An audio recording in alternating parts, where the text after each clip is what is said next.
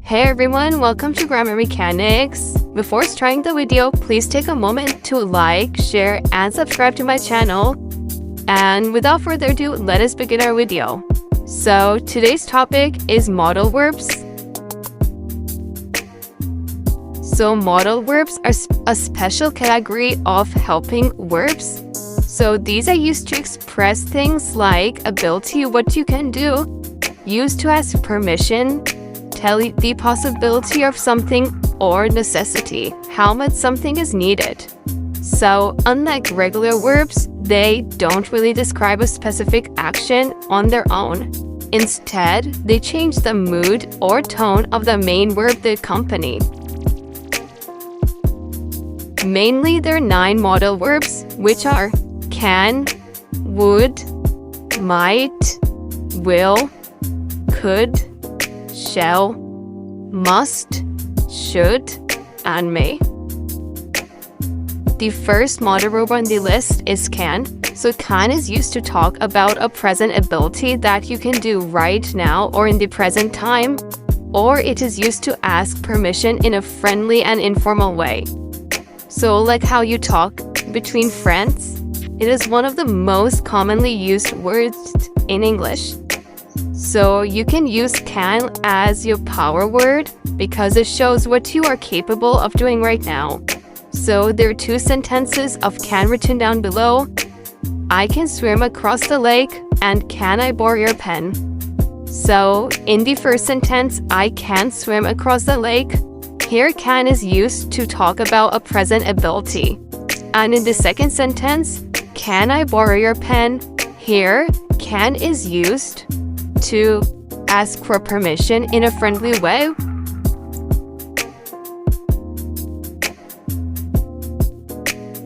The second modal verb is could.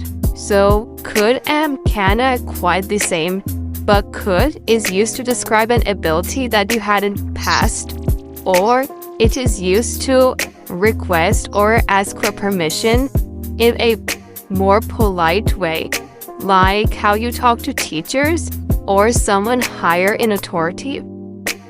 And it can also suggest a slight possibility that something might happen. Here might is also a modal verb. So in this sentence is he could whistle when he was only 3 years old. And could you please open the window? Could is used, but in different ways. In the first sentence, he could whistle when he was only 3 years old. It describes an ability that you had in the past. And in the second sentence, could you please open the window? Here, could is used to sound more polite and ask for a request, make a request.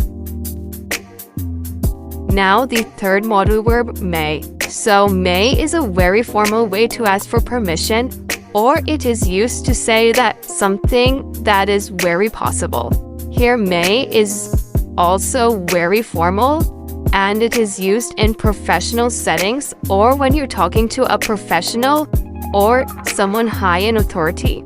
So the 2 sentences here are, may I have a glass of water please, and it may be sunny tomorrow. So here in the first sentence, may is used to ask for permission in a formal way, and in the second sentence, it may be sunny tomorrow, but I'm not sure. May here is used to tell possibility.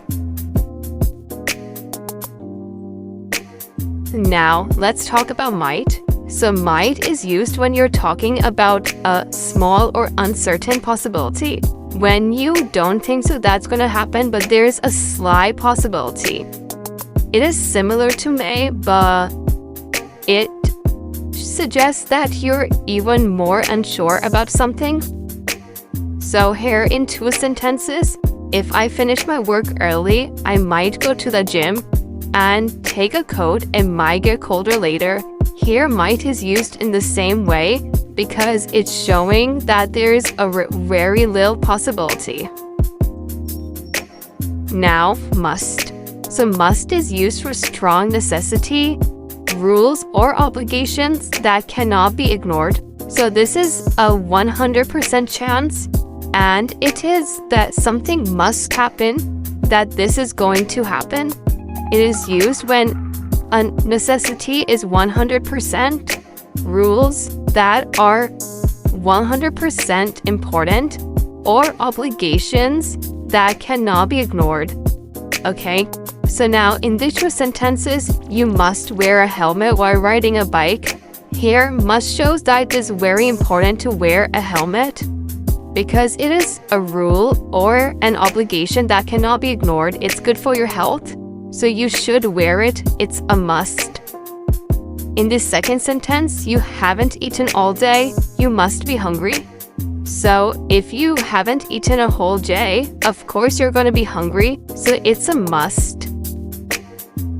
Now, should. The primary word which is used to give advice or suggestions or opinions on what is the right thing to do is should. It isn't a forced rule, it is just a helpful recommendation, unlike must. So here in the two sentences examples, you should get some sleep before your big test, and we should arrive at the theater by 7 o'clock p.m. So it isn't important to get the sleep before your test. It isn't a must, but it is kind of important because it's good for your health, so you should do it. And in the second sentence, we should arrive at the theater by 7 o'clock p.m. Like, it's non-necessary to arrive it by exact 7 o'clock. It can be 7:01 or something, but it's a should. You can do that. That's a good thing. Now, will. So will is used to express facts about the future, or it is used to show that you are determined to do something. So to show what's going to happen in the future, or about something that you are determined. So it turns in a maybe to a definitely, what's going to be happening in the future. So in this sentence is the train will arrive at the platform 5. So here will is showing that it will happen. It is important that it will happen. You know what's going to be happening in the future in this sentence. And in the second sentence, don't worry, I will help you with the cleaning. Will here shows that I am going to be doing something, and it's because it's me, I know that's going to happen. I know that's going to happen in the future. Now, would.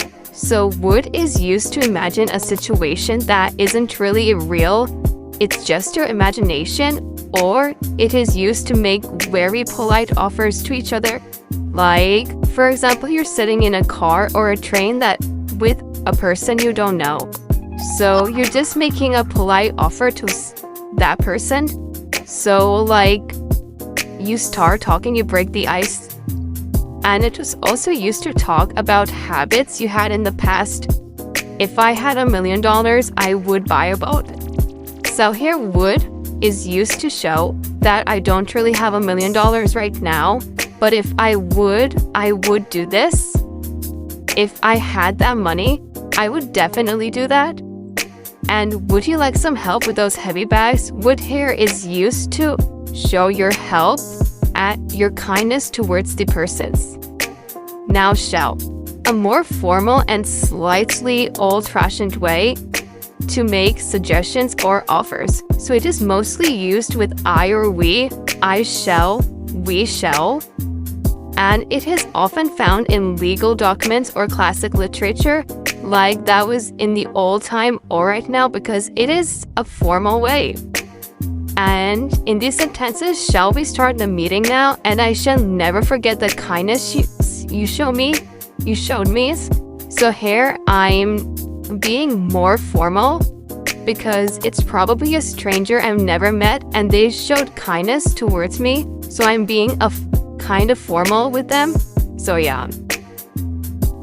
Now, as always, here's the summary table, and you can just pause the video and note it down, or you can take a screenshot of it and just revise the topic. Okay. Now, here is the practice exercise. Like always, You have to choose the best modal verb that fits here. So there is actually written what kind of a modal verb it is used in the bracket after it. So like, yeah, you can use that. That's like a clue. You can pause the video if you need more time. Now the answers. So here are the answers, and there's some questions that have two modal verbs fitting in it. So there's also a substitute after some of them. And yeah, that's it for this video. Make sure to give me topics you want for me to make the next video on, and until then, bye bye.